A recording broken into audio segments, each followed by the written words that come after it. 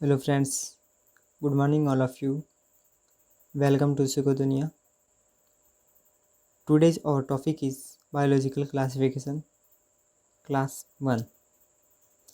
आज का हमारा जो टॉपिक है वो है जीवों का वर्गीकरण और ये उस टॉपिक की पहली क्लास है। ये टॉपिक एनसीईआरटी क्लास 11th के सेकंड चैप्टर से लिया गया है। तो फर्स्ट चैप्टर हमने कंप्लीट कर लिया है। यदि आपने वीडियो लेक्चर नहीं देखे हैं तो फर्स्ट चैप्टर के वीडियो लेक्चर देखने के लिए आप डिस्क्रिप्शन बॉक्स में दिए गए लिंक्स के ऊपर क्लिक कीजिए और वहाँ से आप फर्स्ट चैप्टर को देख सकते हैं।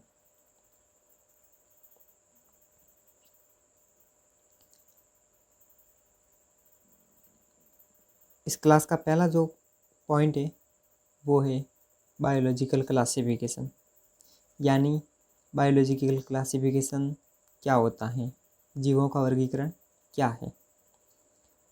तो पृथ्वी पर जितने भी जीव विद्यमान हैं उन सारे जीवों को अलग अलग ग्रुप के अंदर, अलग अलग वर्गों के अंदर, अलग अलग समूहों के अंदर बांटना बायोलॉजिकल क्लासिफिकेशन या जीवों का वर्गीकरण कहलाता है। ये जो ग्रुप्स बनाए जाते हैं ये उनके अंदर सिमिलरिटीज़ और डिसिमिलरिटीज़ के आधार पर बनाए जाते हैं और इसमें विभिन्न वर्गों की जो वंशानुगति है उसको भी इसमें देखा जाता है। तो दो जीवों के समान लक्षण पाए जाने पर उसको एक ही वर्ग में और दो जीवों के भिन्न भिन्न लक्षण पाए जाने पर उनको अलग अलग वर्गों के अंदर, अलग अलग समूहों के अंदर बांटा जाता है और यही एक तरह से बायोलॉजिकल क्लासिफिकेशन है। सेकंड पॉइंट है इम्पोर्टेंस ऑफ क्लासिफिकेशन, वर्गीकरण का महत्व। जो हम वर्गीकरण कर रहे हैं जीवों का, उस वर्गीकरण का क्या महत्व है। तो इसमें पहला पॉइंट है it is not possible to study every organism. प्रत्येक जीव का अध्ययन संभव नहीं है, प्रत्येक जीव की स्टडी संभव नहीं है और उसके हम कैरेक्टर्स भी याद नहीं रख सकते। स्टडी ऑफ वन और two organism of a group gives sufficient information about the essential features of the group.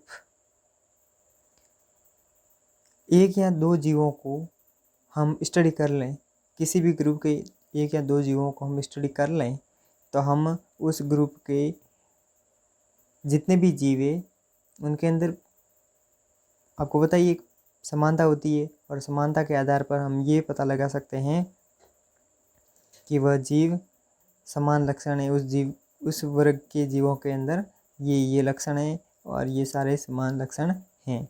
तो किसी भी समूह के एक जीव का हम अध्ययन कर लें, एक या दो, तो सिर्फ और सिर्फ आपको एक्सेप्शन याद रखना है कि इस वर्ग के अंदर कुछ एक्सेप्शन होते हैं जो उस वर्ग के अंदर तो होते हैं लेकिन फिर भी उनमें कुछ डिफरेंट कैरेक्टर्स अवेलेबल होते हैं। Second point, it helps in identification of new organism. किसी भी नए जीव की पहचान के अंदर भी ये क्लासिफिकेशन काफ़ी इम्पोर्टेंट रोल प्ले करता है। Third point, classification helps in knowing the relationship between different groups of organism. ये जो क्लासिफिकेशन किया जाता है ये अलग अलग जीवों के मध्य, अलग अलग ग्रुप के जीवों के मध्य जो उनमें संबंध है तो उन संबंध को दर्शाने की कोशिश करता है, उन संबंध को दर्शाता है। The organism of past can not be studied without a proper system of classification. किसी भी जीव को बिना एक उचित निकाय के, बिना किसी उचित सिस्टम के हम अध्ययन नहीं कर सकते। तो इसलिए एक ग्रुप और दूसरे ग्रुप के बीच में जो आपने योजक कड़ी पड़ी होगी, जैसे कि वायरस है वो सजीवों और निर्जीवों के बीच की योजक कड़ी है, उसी प्रकार से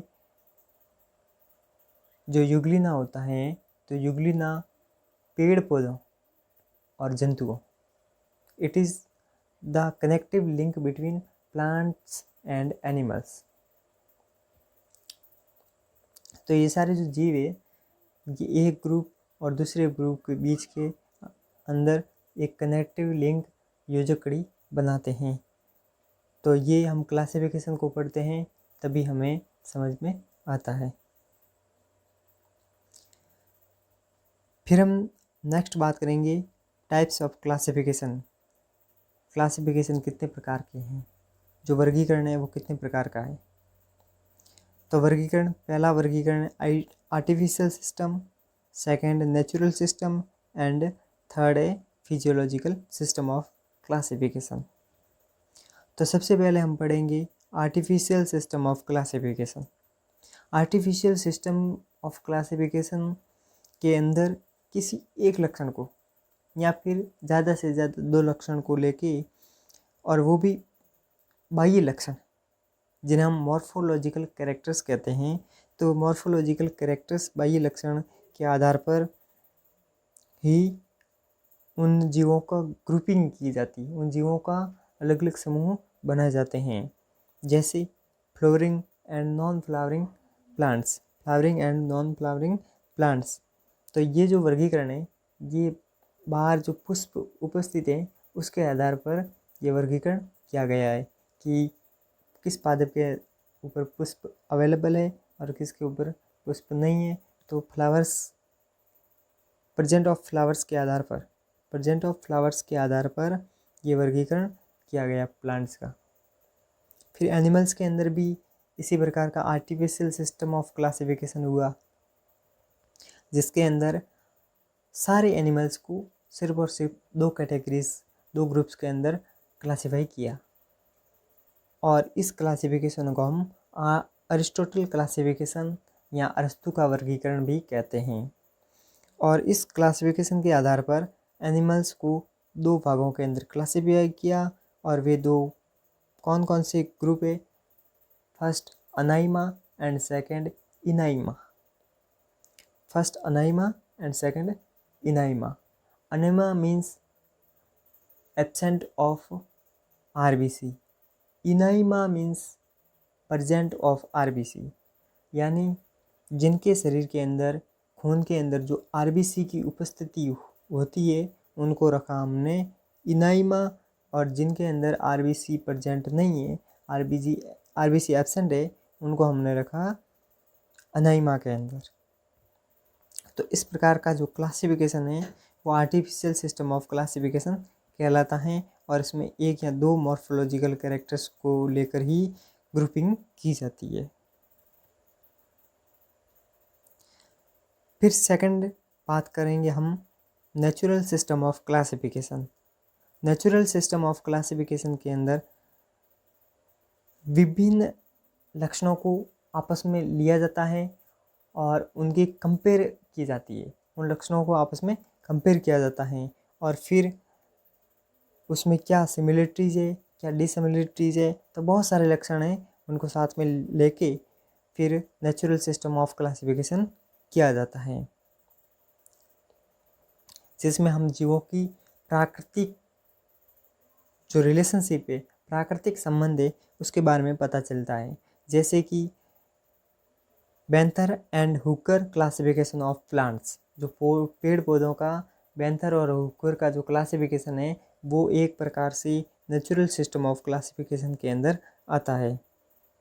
और ये जो क्लासिफिकेशन है इसके अंदर जो कैरेक्टर्स है वो मॉर्फोलॉजिकल है, एनाटॉमिकल है, साइटोलॉजिकल है, फिजियोलॉजिकल है, ओंटोजेनिकल है एंड बायोकेमिकल कैरेक्टर्स है।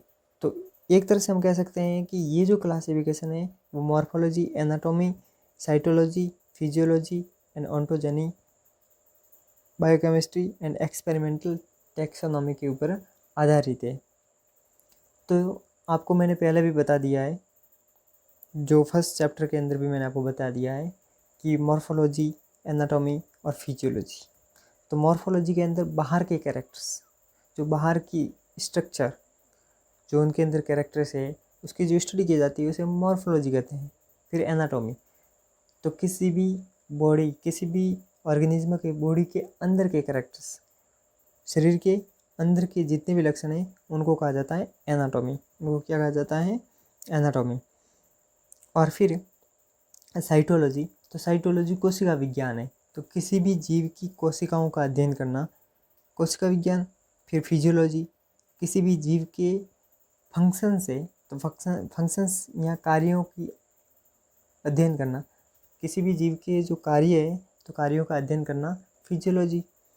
फिर ऑन्टोजनी, कि उनका जो भ्रूण है तो भ्रूण का परिवर्तन कैसे हुआ, तो ये ऑन्टोजेनी के अंदर आता है। फिर बायोकेमिस्ट्री, उस जीव के अंदर किस प्रकार के रसायन पाए जाते हैं, कौन कौन से बायोमोलिक्यूल्स हैं और वो किस प्रकार से रिएक्ट करते हैं। और फिर लास्ट में एक्सपेरिमेंटल टैक्सोनॉमी, यानी इनके अंदर जो वर्गीकी है तो वर्गीकी का एक्सपेरिमेंट किया जाता है। तो ये सारे जो कैरेक्टर्स हैं वो नेचुरल सिस्टम ऑफ क्लासिफिकेशन के अंदर देखने को मिलते हैं और उसके ऊपर ही नेचुरल सिस्टम ऑफ क्लासिफिकेशन आधारित है। फिर नेक्स्ट है फाइलोजेनेटिक सिस्टम ऑफ क्लासिफिकेशन।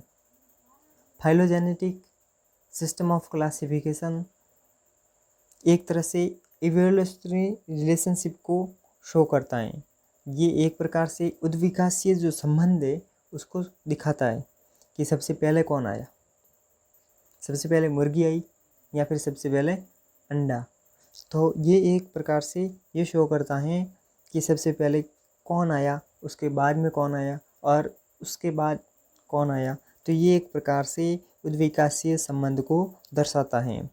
और इस प्रकार की क्लासिफिकेशन के अंदर जो ऑर्गेनिज्म हैं, जो जीव हैं, उनको क्लासीफाई किया जाता है किसके आधार पर, उद्विकास के आधार पर, इवोल्यूशन के आधार पर।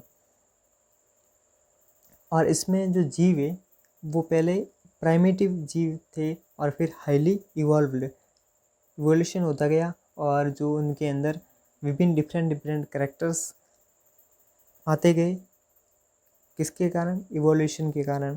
और फिर ये वर्गीकरण, इस प्रकार का वर्गीकरण बना। और इसका एक उदाहरण है इग्लर एंड प्रेंटिल क्लासिफिकेशन और दूसरा उदाहरण है अटकिंसन क्लासिफिकेशन। आज का लेसन हमने शॉर्ट में कंप्लीट किया। ये एक प्रकार से बेसिक है, तो बेसिक समझने के लिए हमने दिया। अब इसके आगे हम पढ़ेंगे किंगडम सिस्टम ऑफ क्लासिफिकेशन। इसके आगे हम क्या पढ़ेंगे, kingdom system of classification, 2 kingdom system, 3 kingdom system, 5 kingdom system. तो ये जो सारे जो क्लासिफिकेशन है वो नेक्स्ट लेसन के अंदर हम पढ़ेंगे।